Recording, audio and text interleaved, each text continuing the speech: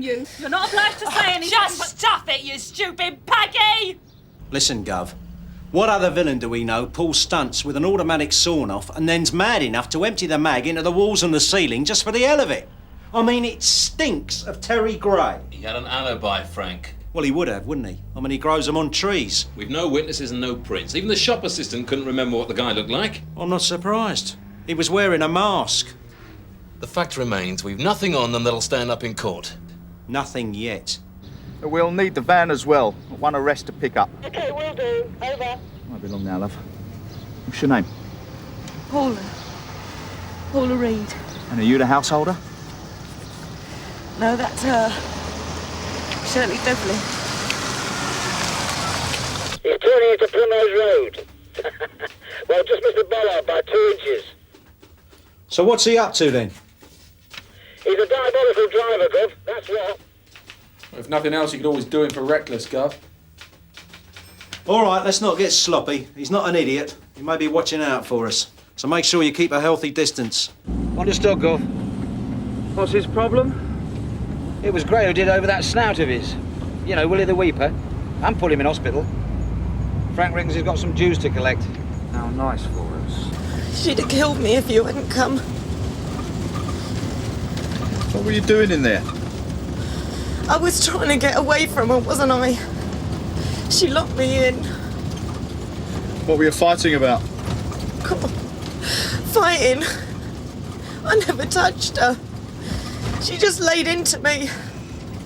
No warning, nothing. Just like that? I swear it. God, she's ruined my face. Where the hell's he gone? We'll just take it easy. He might have piled up somewhere. Which way now? Well, look, try Andover Street. He went down there before. Yeah, there he is, look. And I'll have to go and pass him. Just got a bit beyond the park up over here.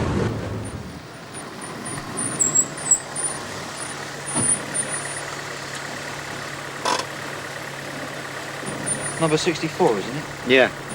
He's opened the door and he's going in. So where's the other lady now? Get your filthy hands off me! Just a minute, madam. Tony's taken her to hospital. Was she badly injured? Well, she didn't look pretty, Sarge. I mean, she could walk, but her face was badly cut. Is she pressing charges, this other lady? I don't know. I mean, she wasn't in a fit state to say very much. That's helpful. She hit me! Garfield, will you keep that lot quiet? Now! I'm telling you, she hit me! Who hit you, madam? She hit me, this packy bitch! Now, watch your language, madam. There's no need for abuse. Did you hit this lady, Datta? Of course she bloody did. I had to slap her, Sarge. She bit my hand. It was self-defence. I'll say anything. You better let the doc have a look at that. Now, Mrs. Devlin, you've heard what this officer has told me about the incident. What have you got to say for yourself? She deserved everything she got. You understand you've been arrested for assault and we shall have to detain you. Do you wish to consult a solicitor? What's the point? It's done now. Is there anyone you wish to inform of your arrest? What about your husband? That's a joke. Look, I just want to be left alone. I was hoping to get home in good time today. It's my James's birthday. Yeah, well, I wouldn't bank on it, Sarge. Yeah? Hang on. He's coming out. Get your head down.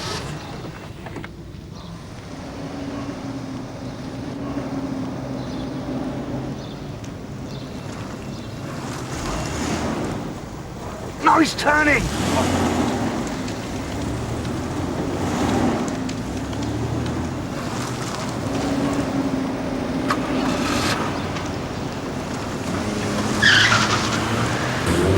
Take it easy, Jim, will it? What? Would you let me saw us? Do you reckon he's onto us? Maybe. We better call in. There might be a panda in the area that would assist. No, wait. Not yet. Ron, have we done anyone in Andover Street? Andover Street? Yeah, there was that arsonist a couple of months ago. No. They're a few years earlier than that. So, what's the picture? Terry Gray, remember him? We had him in for questioning.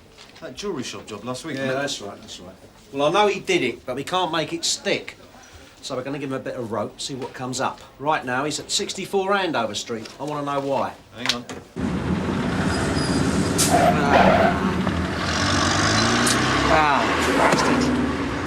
We'll never catch him now, Jim. Andover Street and Andover Street. Here we are. Now, what's this? Venables Martin. No, that's not it. Yeah, you're right. That's number 14. Here we are. Number 64. Got it. Charles. Vinnie Charles. I knew it. But he's still inside for robbery with violence. Yeah, I know. You're a genius, Ron. You can always buy me a double. Yeah, Tosh, what is it? We think Gray's done a runner. What do you mean? What the hell's going on down there? Sorry, Guff. We've lost him. What's up? I need to pick up my kids from school at 4 o'clock. You'll be lucky. Do you know anyone that can do it for you? At least you've got no stitches or broken bones. Can I go home now? We need you to come down the station and make a statement. Well, that is if you still want to press charges. Of course I do. You don't think I'm going to let her get away with this, do you? Yeah, that's a real help. I'll come round and fetch them later, yeah? No, fine. Well, no, to be honest, I'm not. Look, I'll tell you about it when I see you. OK. Bye, love, and thanks again.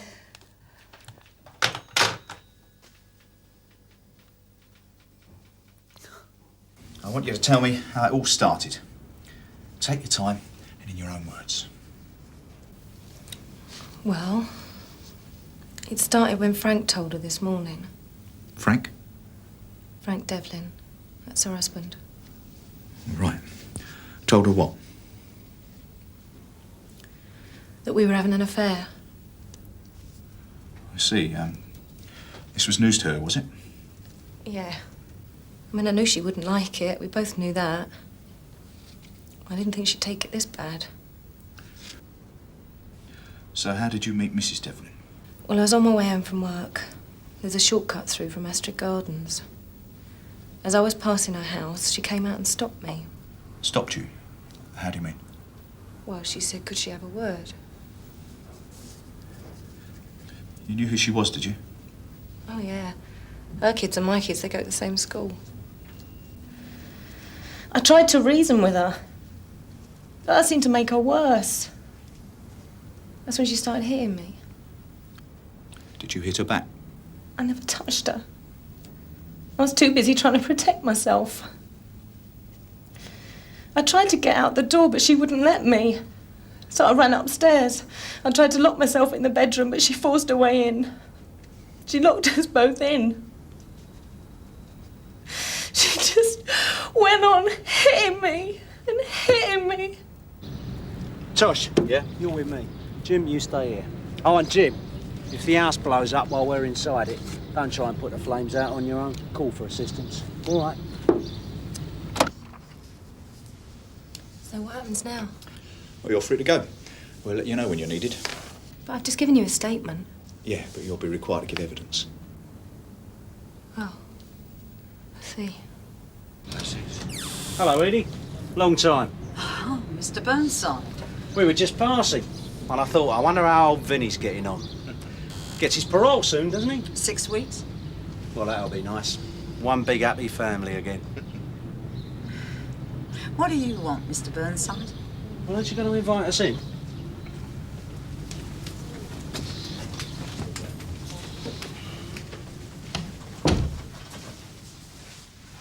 You ever come across a geezer called Terry Gray?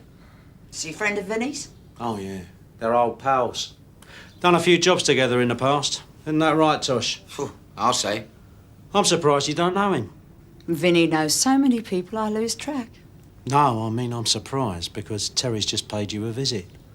Just over an hour ago, wasn't it, Tosh? 1 hour and 20 minutes, to be precise.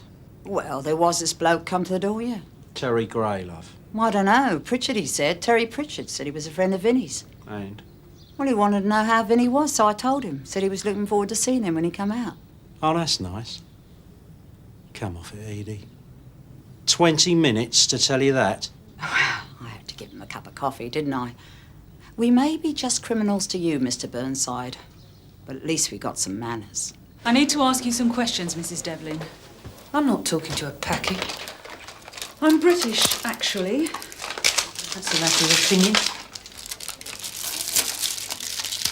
Take a seat. I don't think you realise the trouble you're in, Mrs. Devlin. Oh, look, spare us the heavy stuff, please. Right. This is an interview between WPC Datta and Mrs. Shirley Devlin, also present WPC Ford. You've been cautioned, Mrs. Devlin. You're not obliged to say anything, but anything you do say may be used in evidence. I need to know what happened today.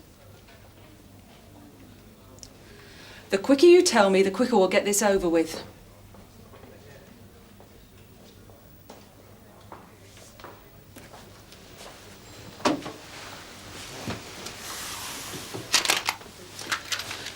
We've spoken to Miss Reed and she's made us... So she's well enough to talk already, is she? She was very badly bruised. You could have done her a serious injury. That was the idea. So you intended to hurt her, did you? Of course I did. She hurt me. She lied to me through and through. So what, she didn't hit you? She didn't need to. Look, Paula's my best friend. She was sleeping with my Frank behind my back. What would you do? When did you find out your husband was seeing Miss Reed? She wasn't seeing him. She was trying to steal him. He told me this morning he wanted a divorce to marry Paula. I see. No, you don't. How could you? So that was the first you knew of it this morning? No, I had my suspicions. Not of Paula, but somebody. I mean, it's not the first time for Frank. God knows there have been plenty of other women. Oh, so why was this so different? I told you, because it was Paula. She was like a twin sister to me. We grew up in the same street. We got married together, had our kids at the same time. I accepted Frank's other women. I mean, I didn't like it, but I tolerated it. But my best friend? No way. All that time and she'd been somebody else. Not a Paula I knew. I couldn't forgive her for that. Of course, the trouble with Vinnie is his temper. Pathological. There was this geezer owned a chip shop over in Walthamstow. Remember that one, Tosh? Oh, yeah, nasty. Vinnie found out he put his sister in the club but didn't want to know. So he goes over to the chippy, smashes the joint up and then holds the fella's hands in the fryer. His fingers. Losing control has been his downfall. You could always tell when he pulled a job because of the damage. Gov. Hello, Maureen. How you doing? Fine, Edith, thank you. All right, Jim, out you get. I want you to follow Edie on foot. On foot? Yeah, you've got two of them at the bottom of your legs. I would ask Tosh, but I think she might recognise his handsome features. What happened this afternoon? I saw Paula go by the house. What time was that? About 2 o'clock. She works morning, so she's on her way back home then. What did you do when you saw her? I went outside to meet her. Did you speak to her? I didn't say a word. She knew I was there all right. She didn't want a public scene, so she said, why don't we go back into the house and discuss it? So you went back inside your house together? Yeah. She didn't try to deny it. She said she and Frank just wanted to be honest with me. God. Honest. That's what really stuck in my throat. I felt all this anger inside me. And when she said that about being honest,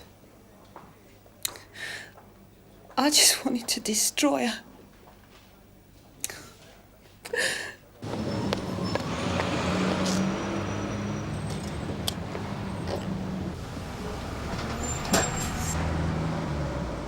Here, take this.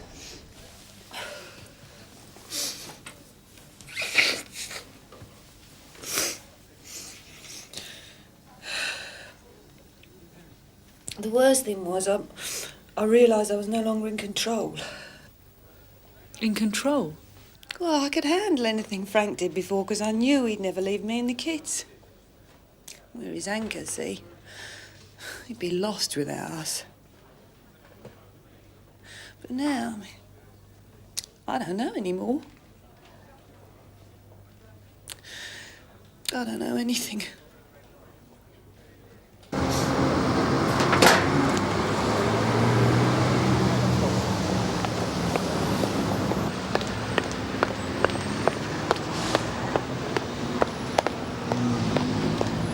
Burnside from Carver.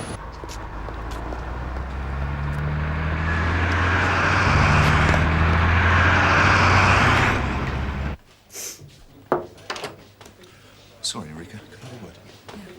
Excuse me. Interview suspended. All right. If you ask me, she should have thumped her husband. He's the villain. Yeah, but maybe he'd have thumped her back. Anyway, Paula Reed just rang. She wants to drop the charges. All right, Jim. Better be on the safe side, Tosh. Have a plonk standing by. Right. Do you think she's meeting Grey, Gov? Well, she's definitely not having tea with the Queen. Hey, Eureka. Yeah? You dealing with that Dublin case, yeah? I was, yeah. The old man's here.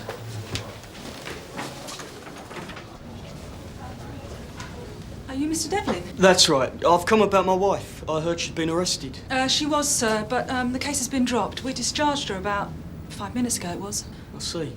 And she was all right, was she? Yes, fine. That's good. You must have just missed her, actually. Look, I couldn't speak to you, could I? In private, that is. A lady came in here, darling. Blonde hair, wearing dark glasses, carrying a black bag. Any ideas? I heard what had happened from Paula. She rung me at work. Miss Reed has decided to drop the charges against your wife. Yeah, oh no. I asked her to. She didn't need no persuading. Well, no sense in bringing it to court, is there? None of us want that. What is it you wanted to tell me, Mr. Devlin?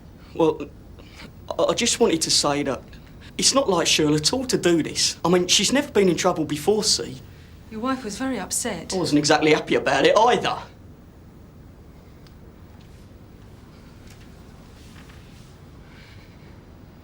The thing is, I had to tell her. It couldn't go on like before. What couldn't go on? Me and Paula. I mean, if I didn't tell Cheryl, then Ken would have. Ken? That's Paula's ex. He's been disputing his maintenance, see? Well, you can't blame him. Why should he support both kids when Tracy wasn't his?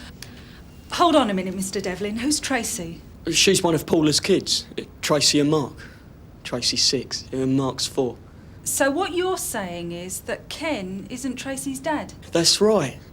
Paula said he found out, but I reckon she told him to put the squeeze on me. You know, to marry her.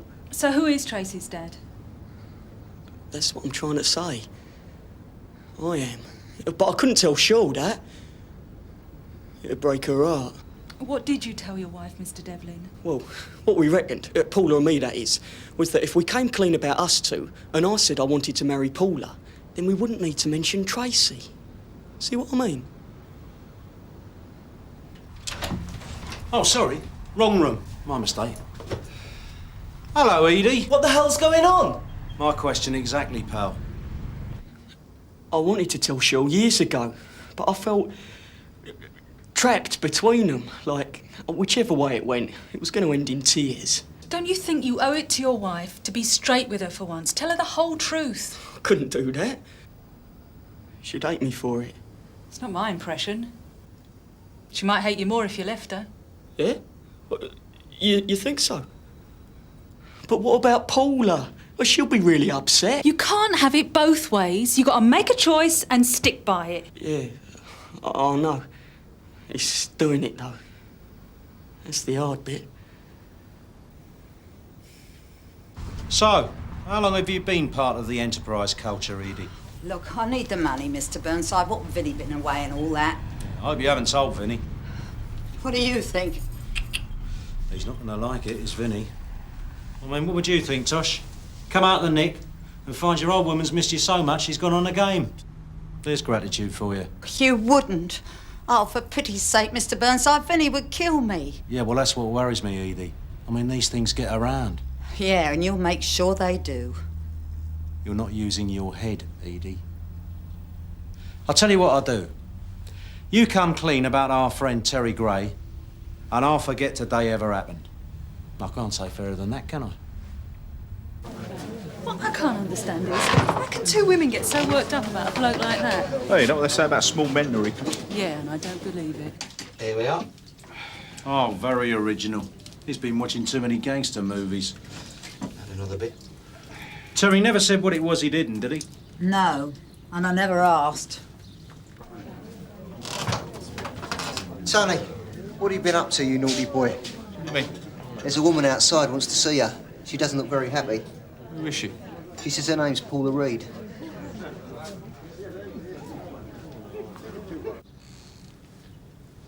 That's nice. Amazing what people collect nowadays. Take very good care of that, Tosh. That, if I'm not mistaken, is going to be the nail in Terry's coffin. Right. And I want Gordon Ray to see it personally. Right. What time did Terry say he was coming back? Said he'd let me know. But you'll let us know first, won't you, Edie? You're all the same, you men. Bit of power goes straight to your head. Now, don't be like that. We're only doing our best in a rotten world. I want her charged. You've just dropped the charges. That was before I knew he'd gone back to her. Frank's gone back to his wife. He said he had to make a choice. He was going to tell her everything. Start again, he said. Well, maybe it's for the best, Paula. Promised me. I know, but he owes it to his wife and kids first. What do you know about it? You're just a copper. He owes me too. And he owes my Tracy. I want her prosecuted. That is your job, isn't it?